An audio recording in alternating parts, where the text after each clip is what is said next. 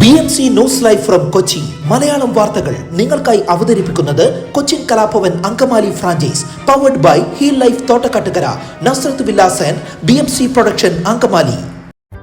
നമസ്കാരം, BMC radio Malayalam വാർത്തകളിലേക്ക് സ്വാഗതം. ഞാൻ ധനു കൃഷ്ണ.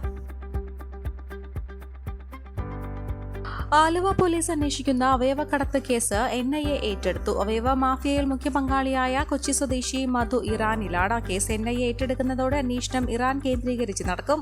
മധുവിനെ പിടികൂടാൻ പല സാങ്കേതിക കാരണങ്ങളാലും കേരള പോലീസിന് സാധിച്ചിട്ടില്ല. രാജ്യാന്തര തലത്തിൽ മനുഷ്യക്കടത്ത് നടന്നെന്ന വിലയിരുത്തലിലാണ് കേസ് NIA കൊച്ചി യൂണിറ്റ് ഏറ്റെടുത്തത്. കേന്ദ്ര ആഭ്യന്തര മന്ത്രാലയത്തിൽ നിന്ന് അനുമതി കിട്ടിയതോടെ കൊച്ചിയിലെ NIA കോടതിയിൽ കേസ് രജിസ്റ്റർ ചെയ്യാനുള്ള നടപടികൾ പൂർത്തിയാക്കി.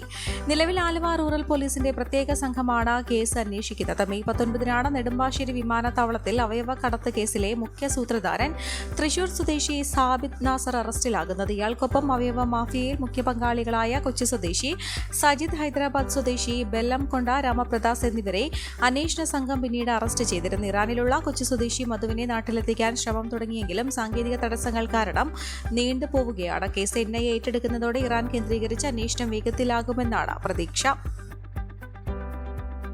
കടൽക്ഷോഭം രൂക്ഷമായിട്ടും സർക്കാർ നടപടിയെടുക്കാത്തതിൽ പ്രതിഷേധിച്ച കണ്ണമാലിയിൽ റോഡ് ഉപരോധം. ഫോർട്ട് കൊച്ചി ആലപ്പുഴ തീരദേശ പാതയാണ് ഉപരോധിക്കുന്നത്. പ്രായമായവർ ഉൾപ്പെടെയുള്ളവരാണ് പ്രതിഷേധവുമായി റോഡിലിറങ്ങിയത്. പ്രശ്നത്തിന് പരിഹാരം തേടി 2019 ഒക്ടോബർ മുതൽ സമരരംഗത്തുള്ള ചെല്ലാനം കൊച്ചി ജനകീയ വേദിയുടെ നേതൃത്വത്തിലാണ് സമരം.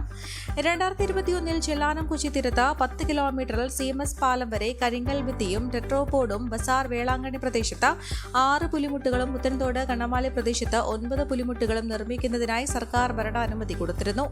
344.2 കോടി രൂപ കിഫ്ബിയിലൂടെ നീക്കിവെക്കുകയും ചെയ്തിരുന്നു. എന്നാൽ 7.36 കിലോമീറ്റർ സ്ഥലത്ത് കടൽ ഭിത്തിയും 6 പുലിമുട്ടുകളും നിർമ്മിച്ചപ്പോൾ നീക്കിവെച്ച പണം തീർന്നുപോയെന്ന വാദം സ്വീകാര്യമല്ലെന്ന് ജനകീയ വേദി വ്യക്തമാക്കി. 5 വർഷമായി സമരം ചെയ്യുകയാണെന്നും പരിഹാരം കണ്ടെത്തുന്നതുവരെ പ്രതിഷേധം തുടരുമെന്നുമാണ് സമരക്കാർ പറയുന്നത്. കോവിഡാനന്തര കാലഘട്ടത്തിൽ ജീവനശൈലി രോഗങ്ങളുള്ളവർക്ക് സന്തുലിതമായ ആരോഗ്യ പരിപാലനത്തിന് ആലുവക്കടുത്ത് തോട്ടക്കാട്ടുകര ജംഗ്ഷനിൽ ഹീൽ ലൈഫ് തുറന്ന പ്രവർത്തനം ആരംഭിച്ചിരിക്കുന്നു. ഫിസിയോതെറാപ്പി, സൈക്കോളജി, ആയുർവേദ ചികിത്സകൾക്കായി 8089011772 ബന്ധപ്പെടാവുന്നതാണ്. തൃശൂർ പൂരത്തിനെത്തിച്ച ആനകളെ പരിശോധിച്ച് റിപ്പോർട്ട് നൽകാൻ കോടതി നിർദ്ദേശപ്രകാരം എത്തിയ അമിക്കസ് ക്യൂറിയോട് മോശമായി പെരുമാറിയ കൊച്ചി ദേവസ്വം സെക്രട്ടറിയെ താക്കീത് ചെയ്ത് ഹൈക്കോടതി. താൻ പറയാത്ത കാര്യങ്ങളാണ് പ്രചരിച്ചതെന്നും നേരിട്ട് ഹാജരായിരുന്ന സെക്രട്ടറി G. രാജേഷ് വിശദീകരിച്ചെങ്കിലും ഇത്തരം സംഭവങ്ങൾ ആവർത്തിച്ചാൽ ശക്തമായ നടപടി ഉണ്ടാകുമെന്ന് justice AK Jayasankaran Nambiar, justice P. Gopinath എന്നിവരടങ്ങുന്ന ഡിവിഷൻ ബെഞ്ച് മുന്നറിയിപ്പ് നൽകി. ഉത്സവം നടത്തിപ്പ് ദേവസ്വം സെക്രട്ടറിയുടെ മാത്രം ഉത്തരവാദിത്തമല്ലെന്നും ദേവസ്വവും സർക്കാരും കോടതിയും ഒക്കെയുണ്ടെന്നും കോടതി പറഞ്ഞു. ദേവസ്വം സെക്രട്ടറി മോശമായി പെരുമാറിയെന്ന് അമിക്കസ് ക്യൂറിയാണ് അറിയിച്ചത്. ആനകളുടെ പരിശോധനയ്ക്ക് ആരും സഹകരിച്ചില്ലെന്നും വ്യക്തമാക്കിയിരുന്നു. തുടർന്നാണ് സെക്രട്ടറിയെ നേരിട്ട് ഹാജരാകാൻ നിർദ്ദേശിച്ചത്. കല്ലാറിലെ സഫാരി പാർക്കിൽ പാപ്പാനെ ആന കൊലപ്പെടുത്തിയ സംഭവത്തിൽ മരിച്ചയാളുടെ ആശ്രിതർക്ക് മുഖ്യമന്ത്രിയുടെ ദുരിതാശ്വാസ നിധിയിൽ നിന്ന് സഹായം നൽകാൻ നടപടിയുള്ളതായും അധികൃതർ കോടതി അറിയിച്ചു. സ്ഥലത്തില്ലാത്തതിനാലാണ് ആന ഉടമയെയും സഫാരി നടത്തിയ റിസോർട്ട് ഉടമയെയും അറസ്റ്റ് ചെയ്യാത്തത്. എന്നാൽ സംഭവം നടന്ന ദിവസങ്ങളായിട്ടും നടപടിയില്ലാത്തതിൽ കോടതി അതൃപ്തി രേഖപ്പെടുത്തി. കൊച്ചി രാജ്യാന്തര വിമാനത്താവളത്തിൽ ജീവനക്കാരൻ വഴി കടത്താൻ ശ്രമിച്ച 90 ലക്ഷത്തിലധികം രൂപ വില വരുന്ന 1349 ഗ്രാം സ്വർണം ഡയറക്ടറേറ്റ് ഓഫ് റവന്യൂ ഇന്റലിജൻസ് പിടികൂടി. സംഭവവുമായി ബന്ധപ്പെട്ട വിമാനത്താവളത്തിലെ ആരോഗ്യ വിഭാഗം ജീവനക്കാരൻ കൊച്ചി കുമ്പളങ്ങി സ്വദേശി ലിബിൻ ബോഡിയെയും അബുദാബിയിൽ നിന്ന് കൊച്ചിയിലെത്തിയ യാത്രക്കാരൻ ബാലുവിനെയും DRI അറസ്റ്റ് ചെയ്തു. എയർ ഇന്ത്യ എക്സ്പ്രസിൽ ബാലു എത്തിച്ച സ്വർണ്ണ മിശ്രിതം എമിഗ്രേഷൻ ഏരിയയിലെ ശൌചാലയത്തിൽ വെച്ച് ലിബിൻ ബോണിക്ക് കൈമാറുമ്പോഴാണ് ഇവർ പിടിയിലായത്. ആദ്യമായിട്ടാണ് വിമാനത്താവളത്തിലെ ആരോഗ്യ വിഭാഗം ജീവനക്കാരൻ സ്വർണ്ണക്കടത്തിന്റെ ഭാഗമാകുന്നത്. ഇമിഗ്രേഷൻ പരിശോധനകൾ ഒഴിവാക്കി സ്വർണം വിമാനത്താവളത്തിന് പുറത്തെത്തിക്കുന്നതിന് വൻ തുകയാണ് കള്ളക്കടത്ത് ലോബിക്ക് നൽകുന്നത്.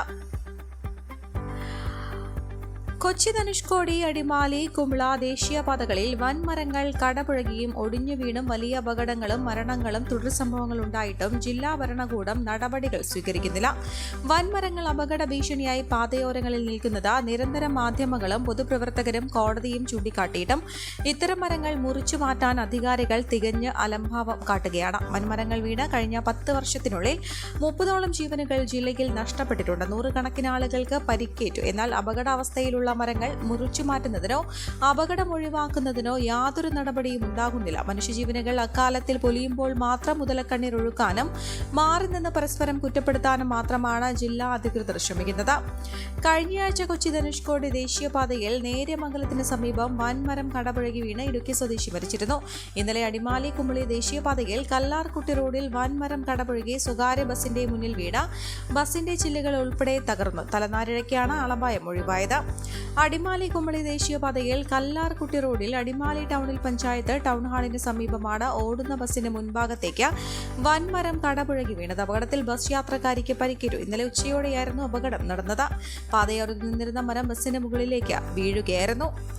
അടിമാലി ഭാഗത്തേക്ക് വരികയായിരുന്ന സ്വകാര്യ ബസിന് മുൻഭാഗത്തേക്കാണ് മരം കടപുഴകി വീണത്. മരം വീണതോടെ ബസിന്റെ മുൻഭാഗത്തെ ചില്ല് തകർന്നു.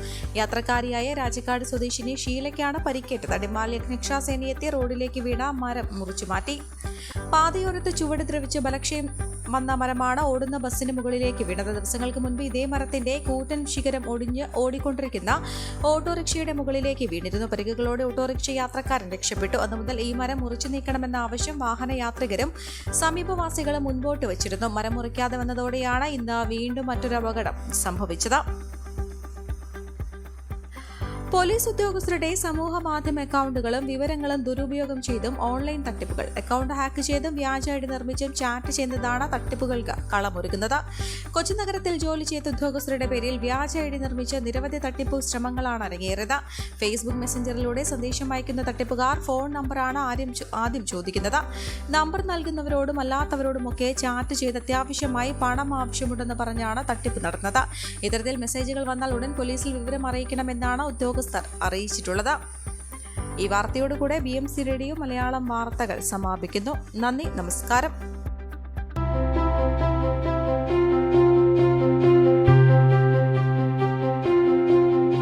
അങ്കമാലി പ്രദേശത്തെ കലാവിദ്യാർത്ഥികൾക്ക് സുവർണ അവസരം. ലോക പ്രശസ്ത കലാവിദ്യാലയമായ കൊച്ചിൻ കലാഭവന്റെ അങ്കമാലി ഫ്രാഞ്ചൈസി കരയാമ്പറമ്പിനടുത്ത് എളവൂർ കവലയിലുള്ള സ്പ്രിംഗ്ഫീൽഡ് കെട്ടിടത്തിൽ പ്രവർത്തനം ആരംഭിച്ചിരിക്കുന്നു. Classical dance, cinematic dance, Carnatic music, Zumba dance എന്നീ വിഷയങ്ങളിൽ പ്രഗത്ഭരായ അധ്യാപകർ ക്ലാസുകൾ നയിക്കുന്നു. കൂടുതൽ വിവരങ്ങൾക്ക് ബന്ധപ്പെടുക 9995208614.